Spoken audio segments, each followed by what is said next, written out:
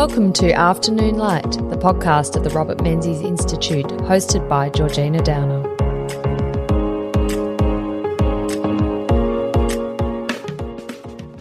Hello, on today's episode of Afternoon Light, I'm joined by Ebony Nilsson, who is a research fellow in the Institute for Humanities and Social Sciences at Australian Catholic University. Welcome to Afternoon Light, Ebony. Thanks for having me.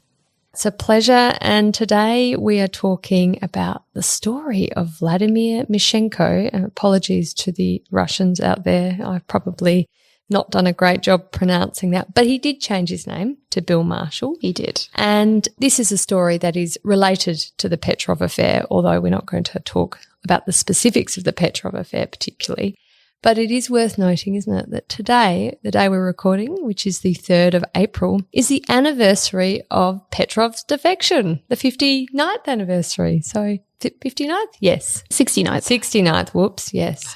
69th, which is auspicious and, yes, interesting in and of itself. Although it wasn't for 10 days or so that Australians actually knew that he had defected. Yes. So at the moment, we're all in the dark. What has happened? Anyway, Vladimir Mischenko, can you tell me who he was and why he's important? Absolutely. So he was born in a little village in Siberia in the Russian Empire. It was a railway town, so relatively small. His father was the kind of parish priest for the town, but he'd been a military man before that. He'd been in war and had quite a traumatic time. There were quite a long lineage of military men, the Mischenkos, and his grandfather was quite a prominent general. But his father was, traumatized by being in war, so took up the priesthood instead. So Vladimir grows up in this little town as the son of the parish priest. But he's sent off to military school when he's old enough. He's decided he's going to follow his grandfather rather than his father. But then the Russian Revolution intervenes. And as a family who were kind of close to the Tsar because of the military service and a priest as well, it's not particularly wise at that point to stay in the newly communist Russia. They would have been targets of persecution. So they flee the new Soviet Union. He spends a little bit of time in Europe. Then he heads through Japan and China. He's kind of about 18 at this point, and he's traveling a little bit. He winds up in Townsville. Of all places. Wow. Yes. That would have been quite a rude shock. Yes. After Siberia. Yes, absolutely. Yeah. So he works in the mines in far north Queensland for a while, is just kind of a labourer in various places, but he does pretty well for himself. He kind of works his way up, seems to have settled in quite well. He's there for about 8 years. But then, of course, the Great Depression hits. And at the height of the Depression, he finds that he's out of work. And this is tough times for most people, of course, most Australians. And a lot of people are out of work. But if your name is something like Vladimir Mischenko rather than Tom, John, it's even more difficult to find a job. So he starts looking elsewhere, starts looking overseas. And he gets a position with the Shanghai Municipal Police.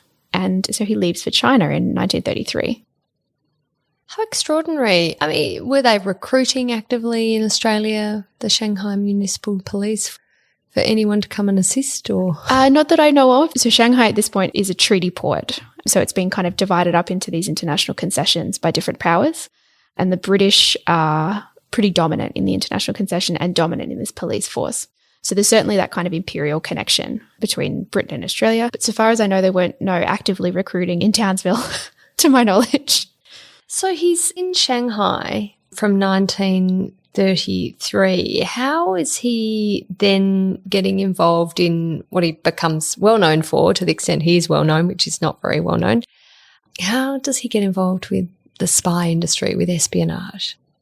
So Shanghai in the 1930s is really a hub for espionage. There is spying going on all over the place. Most famously, of course, there's Richard Sorga, who's one of the Soviet Union's most successful spies. He goes on to Japan, where he's really quite instrumental in giving information about Germany's plan to invade the Soviet Union. But in the 30s, he's still in Shanghai and he's running a Soviet espionage ring. So you have him. If you've read Ben McIntyre's really excellent book, Agent Sonia, you have Ursula Kuczynski, who is Agent Sonia. So she's operating there as well. But there's also Nazi spies, Japanese spies, British spies, American spies, basically anyone and everyone is doing espionage in Shanghai at this point, partly because it's a treaty port. It's a place of commerce. So you've got lots of people mingling. So the Shanghai Municipal Police does ordinary policing, does detective work and ordinary kind of public order things, but they also act as basically MI6's eyes and ears in the Far East. So they do a lot of espionage. So Vladimir Mischenko starts off as just a beat cop, probationary sergeant, but he is really quite good at police work, so he gets promoted. And eventually in 1936, they transfer him into the special branch, which is the part of the police force that does intelligence work. And he had incredible language skills, didn't he? Which, of course, made him very, very useful when it comes to so many different spy rings and espionage activities going on. They've got the Japanese, the Germans, the Brits, the Americans, the Russians. So he was quite adept at working all those nationalities, wasn't he? Yes, yeah, about 5 languages in total, I think, which is really quite useful, especially in intelligence work. Yeah. And in a city like Shanghai, which is at this point so cosmopolitan, lots of different languages being spoken. Yeah, absolutely. Do we know what he actually did in this special branch for the Shanghai Municipal Police? Do we know what he focused on? So he worked within the boarding house division, which sounds kind of bland and innocuous, but was actually quite useful in intelligence gathering. So the boarding houses were where any foreign visitors were staying when they came to Shanghai. So if you know the managers of all of the boarding houses and they're willing to tell you about what's happening under their roofs, then you've got a whole lot of information about, particularly about foreign visitors, about political radicals, anything like that. So Mischenko manages quite a large section of the city, particularly, again, coming back to these language skills, because a lot of the boarding house owners were Russian. So he can go and speak to them in Russian, is able to kind of get on their level a bit more. They're more willing to be open with him to provide some information about what's happening. And yeah, he receives a bunch of commendations. Again, this kind of work seems to really suit him. I think he finds his niche in Shanghai.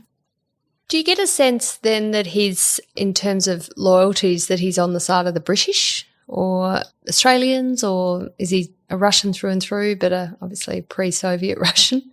Yeah, it's a good question. I have to guess a little bit at this because I don't really have the information to tell me this. I think he probably saw himself as on the British side. He certainly tried to sign up for the British Army when the Second World War breaks out. And he tried to sign up in 1939, so before the Soviet Union's been invaded, right when it's just a moment that's just about Nazism. So I suspect he probably saw himself as having kind of British loyalties. He did really like it in Australia. And Australia at that point is, of course, very kind of British still. Yeah. But yeah, still always has this strong identity as a Russian as well. Yeah. So what happens to him that leads him back to Australia? So obviously World War II hits in 1939. He's in Shanghai still. He fails to get into the British Army. What's happening to him? So the British Army say, no, you can't join up. You're too important, basically, in Shanghai. Your skills are too specialised. You have to stay with the police.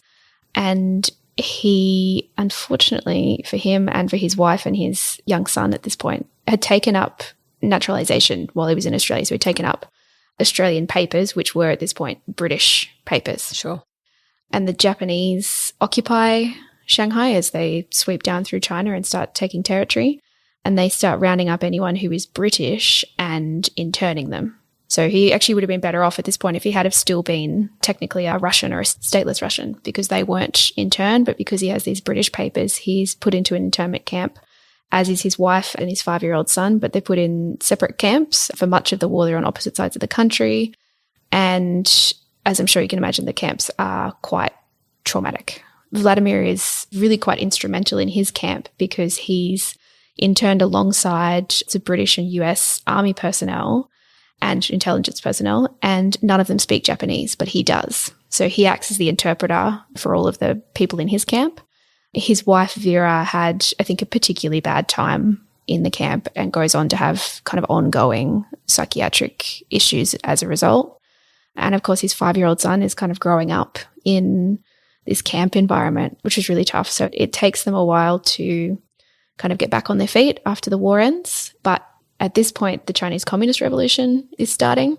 So the British are being kicked out of Shanghai. All the foreigners are.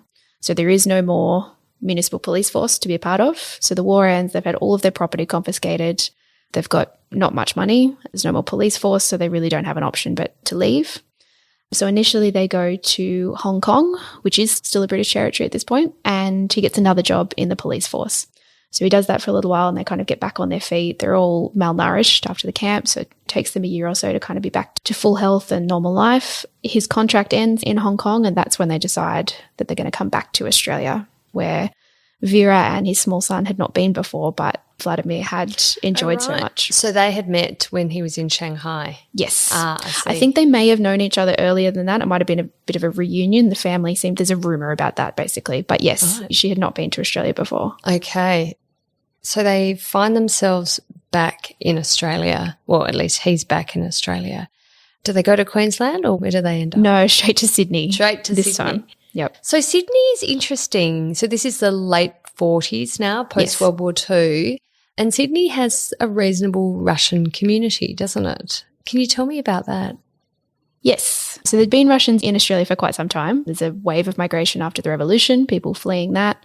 But the really big wave of Russian migration happens after the Second World War, in this period, same period where Vladimir and his family are arriving. So these are particularly refugees from the war, people who've been taken from their homes to be forced labourers for the Nazis often, and have ended up outside of Russia or outside of Eastern Europe, and they don't want to go back. So they're resettled all over the world by the International Refugee Organisation.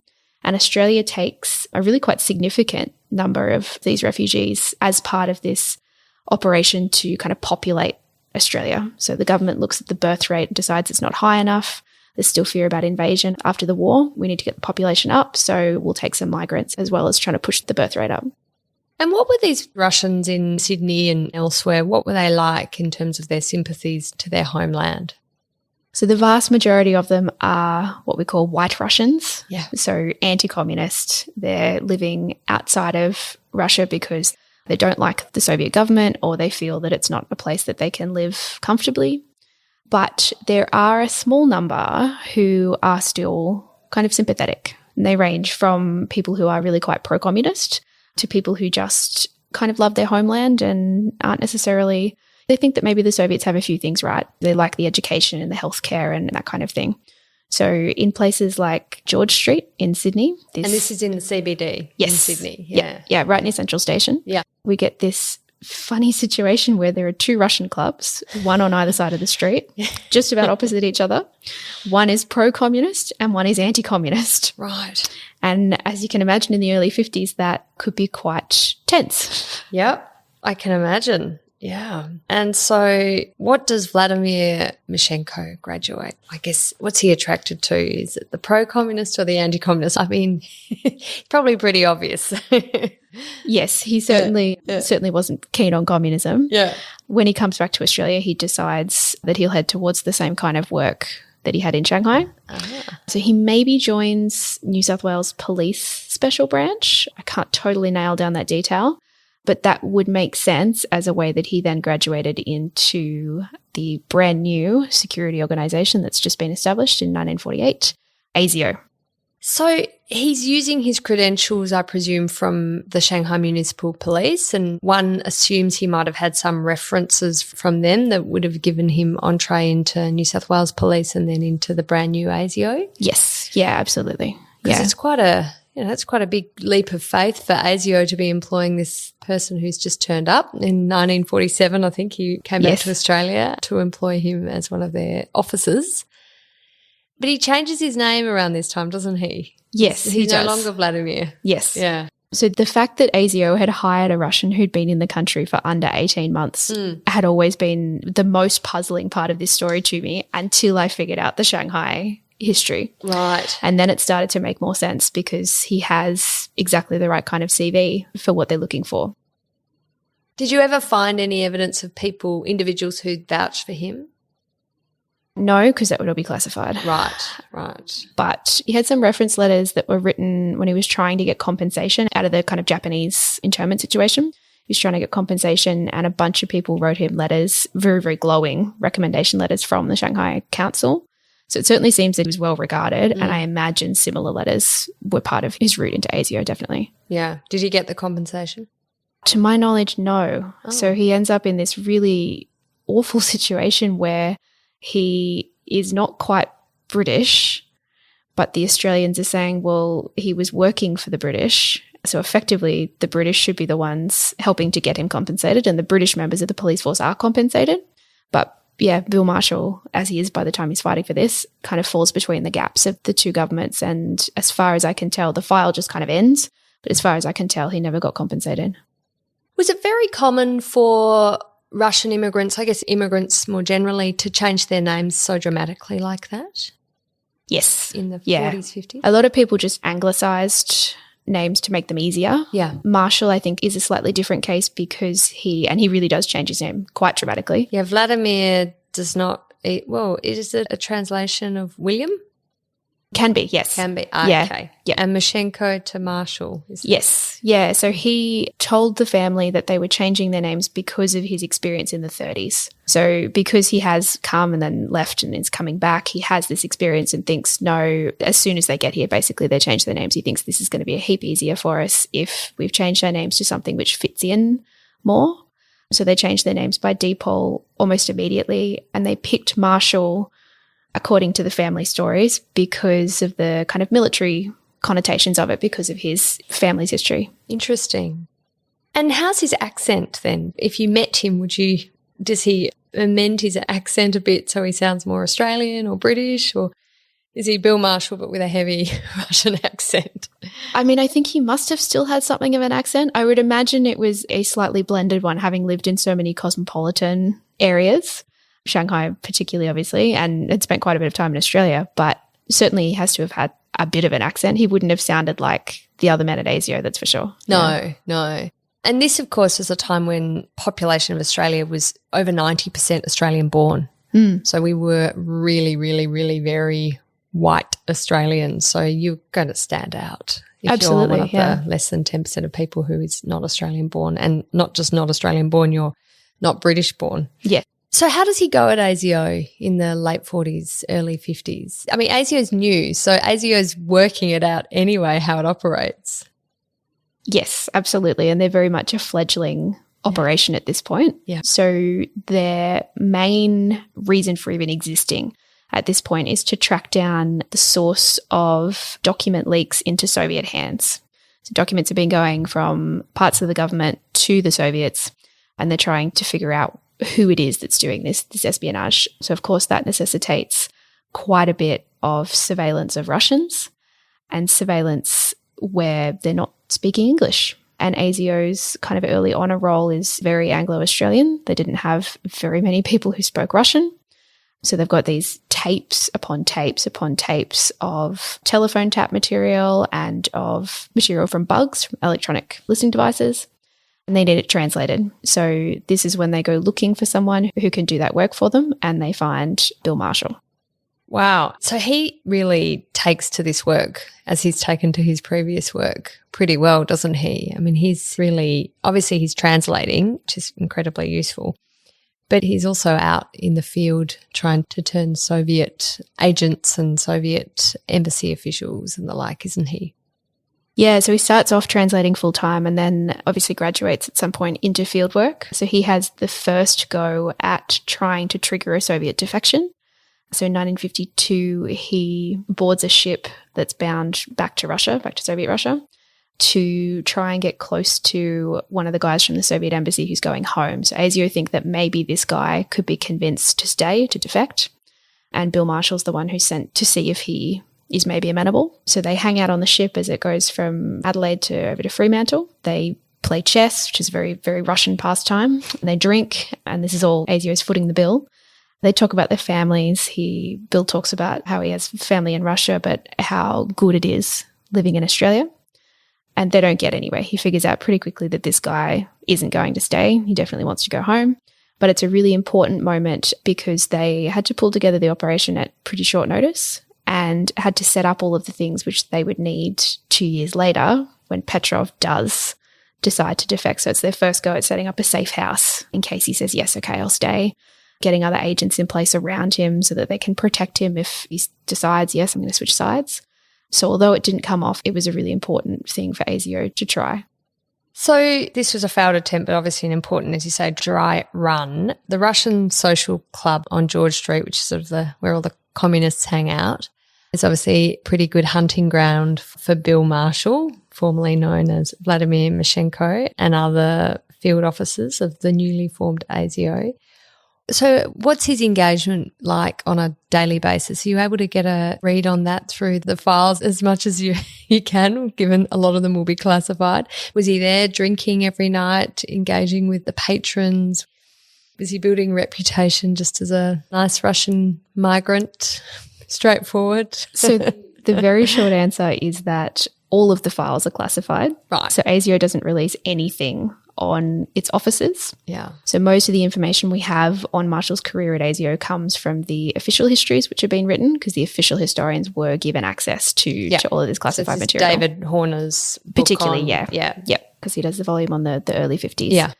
That said, I don't think he was in the Russian Social Club drinking. They had another operative in there, and a migrant who was a paid informant called Michael Bielogusky. He's the one who kind of coaxes Petrov towards defection, and he's quite a difficult agent, but he's doing most of their surveillance in the social club.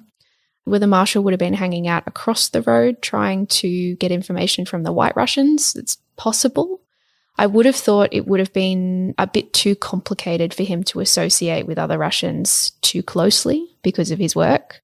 I think it would have been far more straightforward for him to spend certainly his social hours with other ASIO men. Right. And the like, yeah. So he's not really then going to be deployed as someone to convert someone into defecting. He is going to do the sort of back end stuff. And yes. Yeah. Yeah, absolutely. So you mention Michael Bielogusky. Again, apologies for my pronunciation, which is no doubt quite defective. He is incredibly important, and he is a curious character in this whole Petrov affair, but also obviously how he helps Bill Marshall in the end. Yes. So Bielogusky is a wartime refugee. So he escapes the Soviet Union then by taking the train all the way across to Japan. He says that he had a 1-carat diamond in his tube of toothpaste, and that's how he paid his way. Bielogusky told a lot of very, very large stories. Right. So the diamond is perhaps questionable. But he did have a pretty crazy journey. So he makes his way to Australia from there as a refugee. He completes his medical training at Sydney University, but he really seems to like the excitement and intrigue of working with security. So he works with the Commonwealth Investigation Service, which is a bit of a forerunner to ASIO. And then once ASIO is established, he actually tries to apply to be an officer like Bill Marshall, and they reject him. But they take him on as an informant because he has these connections at places like the Russian Social Club, which they think will be useful. And they set him in motion as an informant. And when he's introduced to Petrov, they think, okay, well, this could work. I'm sure it is classified, but is there any indication why Bielogusky thought Petrov was open to defection? Is something he said or actions he took? There's a couple of reasons. They focus on Petrov in part because they were pretty confident that he was running the intelligence operation for the Soviets in Australia. So he had a lot more mobility in Australia than the other diplomatic representatives. He's in Sydney a lot, which is relatively unusual. He was a good candidate for defection in part because he liked to drink. He was a little bit kind of unstable. He really liked picking up prostitutes in King's Cross. So you've got opportunities here in perhaps for blackmail, but there's also just this indication that, okay, this guy isn't kind of a cold clinical professional who's really ideologically committed. Potentially there's some cracks here that we can exploit and get him to change sides. And potentially he likes freedom and the lifestyle offered by the West, Absolutely. which might not be available to him back in the Soviet Union. The level of surveillance of ASIO, even in its fledgling days, of this Russian community in and around George Street was pretty extreme, wasn't it? I mean, we're talking Cold War. The tensions are high. There's a lot of skepticism about the intentions of these migrants, whether they don't know them. Australians are welcoming them into the country, but how do you know who they're associated with? How do you really know what political views they have? So how did the Russians take this? Had their apartments tapped, didn't they? Phone conversations tapped. You didn't know whether someone was an informer or not. Bieloguski obviously was. I mean, it must have been quite a unnerving environment for them. Yeah, definitely. There is an extent to which for some of them it was kind of business as usual. So these are people who've lived through often the 1930s in the Soviet Union, which is the height of kind of Stalinist terror, of purges of the NKVD, doing really, really very intense surveillance to a level which ASIO could only hope for. Then often they lived through the Second World War, lived under the Gestapo potentially, Nazi occupation. If they'd come via China, they've lived under Japanese occupation and all of the security policing that involves. So for a lot of them, the idea that you will come across informants, you will have to deal with that, and that potentially if you need to, you can do some informing, is somewhat natural. So I think there is an extent to which they engage with security services perhaps even more readily than Australians do. Australians certainly do as well, and they report things that they see and all of that kind of thing. But for some of them, this is how they expect life to operate. So obviously there were some who were members of this Russian social club who were pro-Soviet communist Russians. But were they seeking to change Australia, do you think? Or in the main, they did agree with, as you said before, parts of the Soviet Union's program, and, okay, they believed in communism over liberalism, but they also had a pretty good life in Australia despite the security surveillance. Most of them I do not think are out to stage a revolution in Australia, no. I think for the majority of people here, this is a kind of pro-Soviet patriotism, basically. It's a love of a homeland, and it is specifically a homeland that's post-revolution. They believe in kind of what the Soviet Union has done since 1917, because they could have joined the group across the road if they believed in a different kind of Russia. But on the whole, they want to kind of improve people's perceptions of Soviet Russia, improve Australia's relationship with Soviet Russia, rather than actually staging any kind of uprising here. And very, very few of them were actually members of the Communist Party in Australia. Mostly they're kind of sitting on the edges of those kinds of politics, what ASIO would have called communist front groups, so peace councils, Australia-Russia kind of friendship societies. And some people in those organisations are communists. They have links to the Communist Party, but they're not generally out to start a revolution here. Yeah. So in the end, it was really those people who were engaged in the stealing of documents and those types of activities, and then sending that information to the Soviet embassy and then on to, obviously, Moscow. Yes, yeah. So can you tell me about how Michael Bieloguski, he got Petrov to defect, because he was obviously the key player among others. How did he do it? They become quite good friends, and I think it gets very messy after the defection and they kind of start to fall out, but I think the friendship was really quite genuine on a lot of fronts. I think Petrov was really lonely. Yeah. And they both like to go out on the town, to drink, to eat, do some soliciting potentially. So they, develop this friendship. Petrov begins to even stay at Bieloguski's apartment, which was a big no-no for Soviet representatives, particularly. But he's able to get away with it because he's the sort of senior intel officer. Essentially, yeah. And he starts to get worried that other members of the embassy are suspicious, are following him. Politics within the embassy were always kind of tight, tenuous. There's a lot of tension happening within the embassy, and in a lot of ways that is what kind of pushes him over the edge. So as much as Bieloguski is coaxing him towards this and starts to very, very gently, when Petrov starts to make kind of anti-Soviet statements, starts to very gently talk about how Australia is a good place to live. But really it's events in the Soviet Union that push him to the edge. So he had been hired by a guy called Beria, who was in charge of the Soviet security services for a while, really, really nasty character. And he is eventually knocked off by Stalin. So in Soviet politics, that then means that anyone who had Beria as their patron is potentially in trouble. Right. So as soon as they get word that he's been moved on, the Petrovs start to get very worried that potentially they're about to be recalled. He is killed. Executed. Yes, executed. Yeah. Well, moved on from this world. Yes. Yeah. To the other world. Yes. Right. Yeah. So things for Petrov look pretty grim for the return to Moscow. So Bieloguski's offer and incitement is pretty attractive by this stage. Yeah, absolutely. And whether there would have been negative consequences for him if he went back, there may not have been, but in that particular moment, things looked really dicey for them if they were recalled to Moscow. How much was the Soviet embassy monitoring the Russian social club itself? Were they looking at what Bielogorski was doing, or because Petrov was there, they thought, oh, well, Petrov's got it in hand, don't worry about it?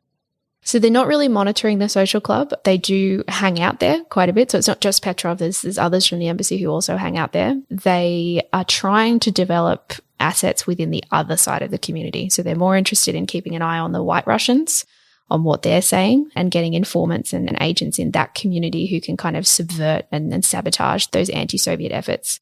But all of that said, no one they had stationed in Australia was particularly good at any of that.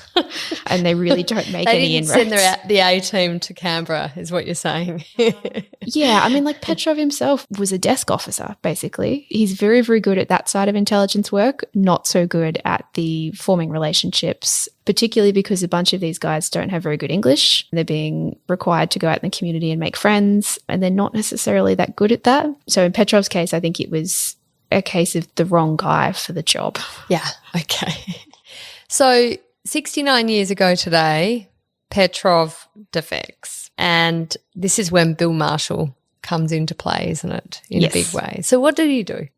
So as far as I can tell, he wasn't involved in the Petrov operation until that moment of defection. Yeah. But that's when he becomes absolutely essential. So he is waiting at the safe house that Petrov is taken to immediately after. Do we know that where that defecting? is? Not the immediate one, I don't think. There was a number of them, and one of the Sydney ones actually went up for sale a couple of years ago, but it was right on the harbour, and I think it went for about $7 million or something. All right, so you decided not to buy it. Yeah, I thought about it. Passed up the opportunity. But I don't think we know where this initial one was because Right. there were a few. Yeah. But Bill Marshall is waiting there, ready to meet Petrov. Petrov's English is okay, but it's not amazing, right? So they need a translator on site to translate the documents which Petrov has brought with him, which become this huge political thing with the Royal Commission and Evet and the split in the Labor Party and whatnot. So he's involved in translating the documents. He goes with Spry, who's the Director General of ASIO, to Canberra the next day with these documents and translates a bunch of them on the spot for Menzies, so that Menzies can get an idea of what they've got in this material from Petrov. And then Marshall spends the next number of months, potentially even out as far as a year, at the safe house working as an interpreter. So he is the guy who is sitting with Petrov through hours upon hours, both Petrovs, in fact, of debriefing interviews. And they're being asked to explain all of the really technical details of how Soviet intelligence works. And Marshall is the one who's helping them to get those words right and then translate them into English for ASIO. And how long does this take him? I mean, is it months and months and months in these safe houses? Yeah, so months of interviews leading up to the Royal Commission. Yeah. And then through the Royal Commission, they have to keep going back to ask more follow-up questions. So basically the Petrovs are being interviewed for a number of years quite solidly by ASIO, but also by representatives from MI5 and CIA, Swedish intelligence. And is Bill Marshall the one who's in the room with them the whole time, or does he dip in and out? Is it clear? Difficult to say. So the names of ASIO officers are always redacted in ASIO's records. Their identities are protected in perpetuity, not just within their lifetimes. So his name is always redacted, but knowing a bunch of the details, sometimes I can look at the redactions. There's a discussion between Blank and Petrov in the Russian language about such and such, and then Blank comes back and in a number of situations, I'm quite sure that is Marshall, but it's difficult to say with any certainty. Mm. Do you know the toll it took on Bill Marshall being in, I mean, the stakes were really high, no doubt. ASIO would have been depending on him. The government would have been depending on him. The Australian people were absolutely transfixed by this case. Yeah, absolutely. The safe house, I think, was a really tense environment. The Petrovs were not doing particularly well. They were trying to adjust to defection after Yevdokia defects as well. Then there's their marital relationship, which had always been difficult and only gets worse under all the kind of stresses of defection. So other officers who are working in the safe house talk about how they would have these huge, huge fights, the Petrovs, and they would have to calm them down. And They would walk out in the middle of interviews and not want to come back, and you'd have to go and kind of cajole them into returning and talking to the interviewers again. So I think it was a pretty tense situation. It was long hours trying to keep the Petrovs safe, but also keep them talking so that they can get the information that they need. But he did it, which is amazing. How long does Marshall end up working for ASIO? So he retires in 1975. Okay. So relatively long career. Spends another 20 years working on ASIO issues then. Yes. After the Petrovs. So. And his son Don goes on to quite a career with ASIO as well, so it becomes a bit of a family business. Oh, fantastic. Well, that's good. So Don, in the end, despite the very tricky time in the internment camps in Shanghai under the Japanese, he's okay though. Yeah. So he was quite good friends with Paul Dibb, and he ran Dibb as a bit of an agent in the Soviet embassy in the 80s. And Paul talks about how Don had a stutter, which was to do with kind of the trauma he'd experienced as a child. But he goes on to be a really, really effective counter-espionage officer. He's caught up in the Murphy raids on ASIO in the 70s under the Whitlam government, but goes on to quite high positions in counter-espionage. And he's talked about as a guy who really understands the Russians in a way that not every counter-espionage officer does. How difficult was it to research, I mean, obviously the answer is very, Bill Marshall, because you're basically dealing with documents that you can't get access to, and you're trying to create a picture of a life and a career that's so much is obscured.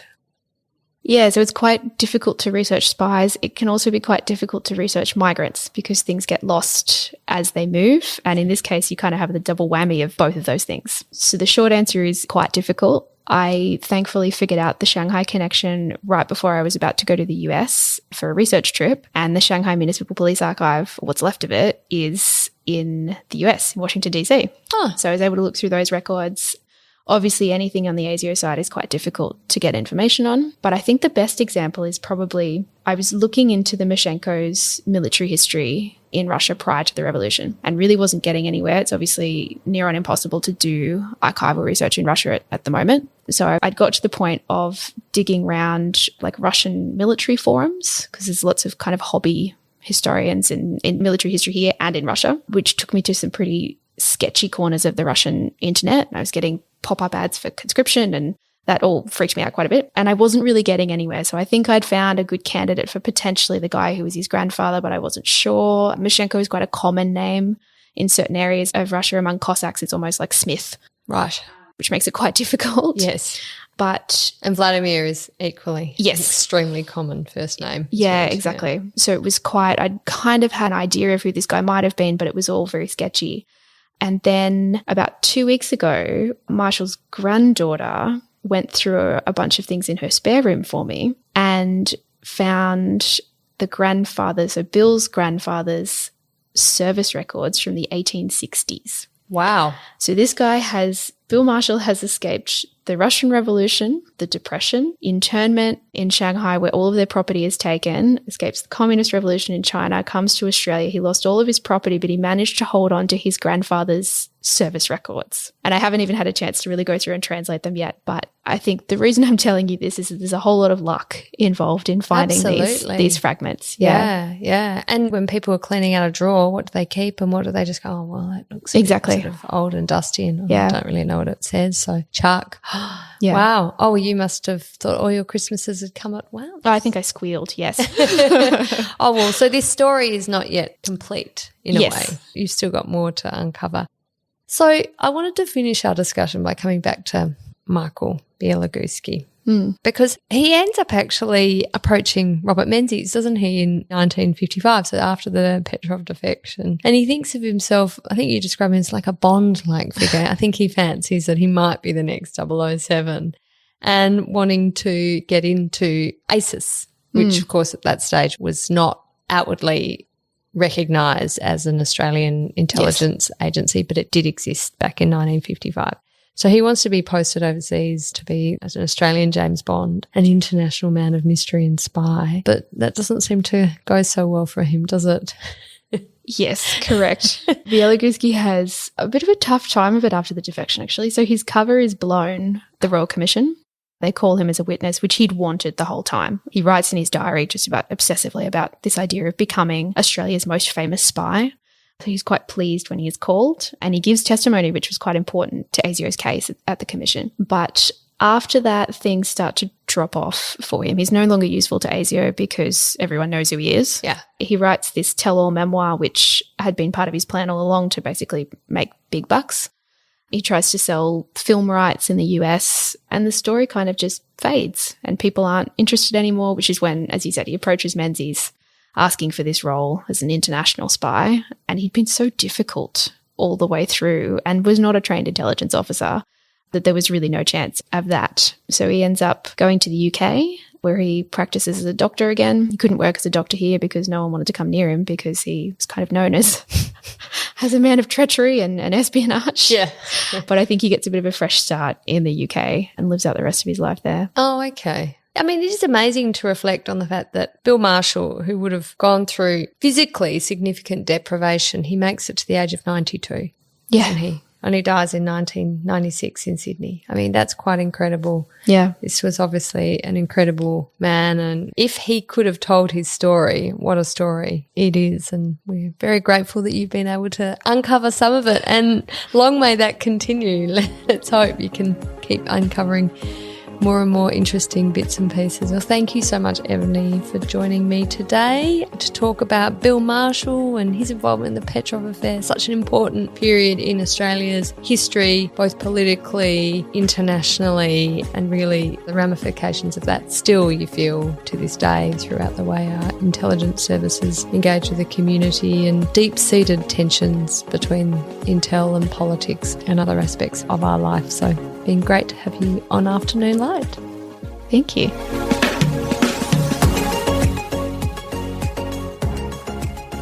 That's it for this week's episode of Afternoon Light, the podcast of the Robert Menzies Institute. Please make sure to subscribe and catch up on our latest online content on our website or on Twitter, LinkedIn or Facebook.